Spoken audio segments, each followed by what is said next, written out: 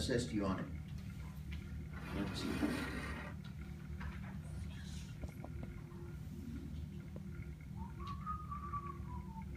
Okay, the types of immunization, I do want you to know what an attenuated vaccine is. Again, that's non-pathogenic live vaccines. And as usual, I want you to know the pros and the cons. The pros is that because it's live, it launches a strong immune response. There's herd immunization because of it, because if one person gets vaccinated, then the entire population gets vaccinated. The downside to it is that immunocompromised people may actually get infected, even though the organism is not meant to be pathogenic. If you're immunocompromised, it's still going to be a problem. Okay, so those are the pluses, those are the minuses. Let's see. Inactivated. Now we're talking about killed. So these are a little bit less effective than attenuated. Okay, and the reason for this is because they're not live, so they don't have the ability to launch the adaptive immune system as well as an infection can. However, they're safer because people cannot become infected by them. Then we have subunit vaccines, which are they're also killed, but the fragments are even smaller. And every time that the fragments get smaller and smaller, the adaptive immune system becomes less and less effective. Okay. The downside to subunit vaccines is that in order to continue their effect, you have to have booster shots. Otherwise, the adaptive immune system will not continue to function against them. Let's see. Toxoid vaccines. Let's see. The important part about it is that it launches the humoral arm of the adaptive immune system, because we're talking about toxins, which are very small molecules. You need multiple doses in order to continue the activation of the toxoid vaccine. The upside is that it's very, very important because these are the anti-venoms and antitoxin vaccines that we know of that function immediately.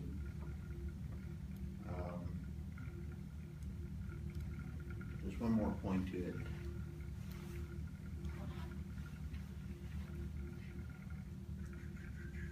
Combination vaccines, being able to put the antigens of multiple microbes in one vaccine is a combination vaccine.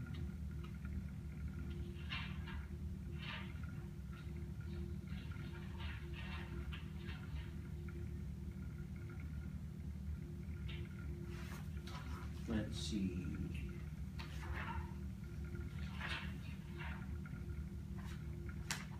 Did you like this? That one. Do I like it? No. I'm not going to use it. Okay. Let's see. I almost have an orange. Oh, What do I I have? believe you. Well, it's only because I'm in Let's see. there in the process. I think. This is really nice.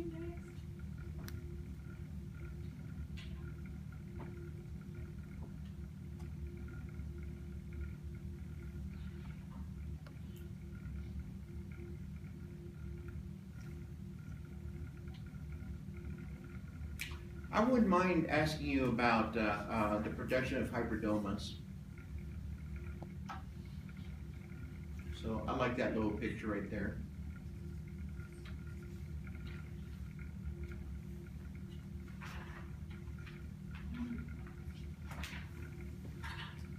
Oh, that's right. I was going to ask you about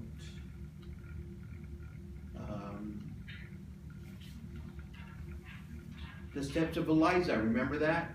Enzyme linked immunosorbent assays. And I showed you the little Bio-Rad movie. Do you guys remember that? Mm-hmm. Do you guys want to see the Bio-Rad movie again, or are you okay? You're okay? Madison. Madison wants to go home.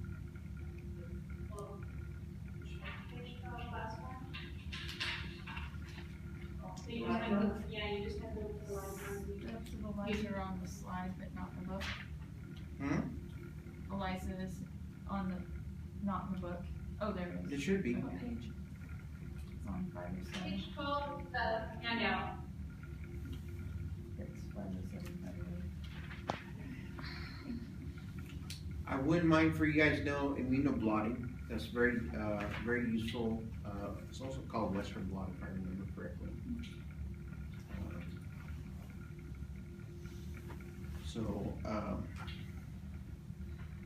Does the use of labeled antibodies to 501. determine the identity of various proteins. So that's very useful.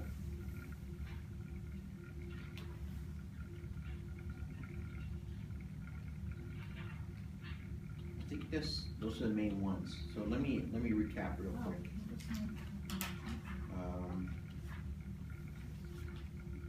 Yep, so I definitely wanted you to know the types of vaccines, pros and cons. So attenuated, inactivated,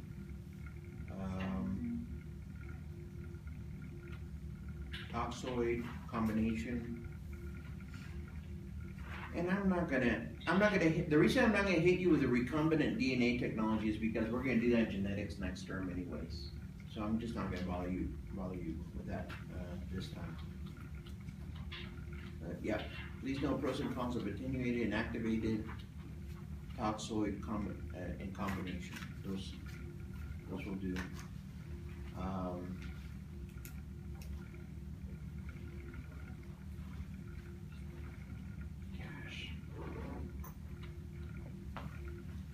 Hybridomas, definitely. We went through a ridiculous number of immunological tests, but honestly, the one that I really care about is ELISA, because it's the most commonly used one. There's literally thousands and thousands of different ELISA tests for any antibody and antigen you could possibly be interested in. You can just buy these for the clinical setting. Now, here's the thing though, I reserve the right to ask antibody-based and antigen-based. So, I ask the question again, do you guys want to see my little Bio-Rad movie or no? Oh, you mean your ELISA movie? Yeah. What's the website? Well, it's Bio-Rad, but I don't think that you're going to have access to it. Because I have to sign into it every time. Here, let me see if I can't, if I can download it for you, I will, okay? Give me a second here. Let me try.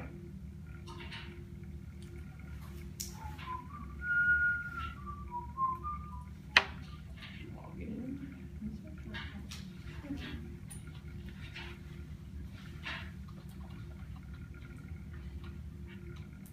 No. I can remember like a gazillion login and passwords. Like everything I can do to. Okay, now I have to go to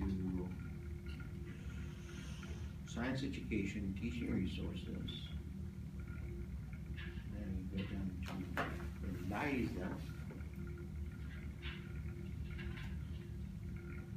Now, what happens if I copy this hyperlink to a piece of paper? Will it work? Not if you have to log in to get into it. Well, you never know until you try it, really. So.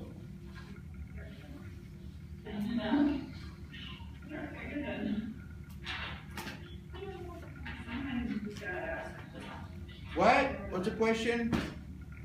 No question. No question? click and go to go. Survey says.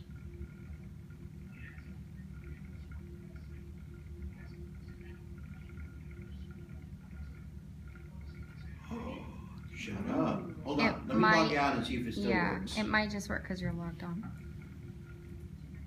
Yes, it's negative. Log out. I'm logging out. There you go. I'm done. Let's see what happens.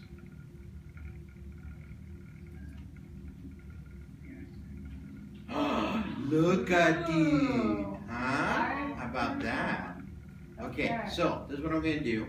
Because some of you want to leave already. I get it. So I'm going to go save as.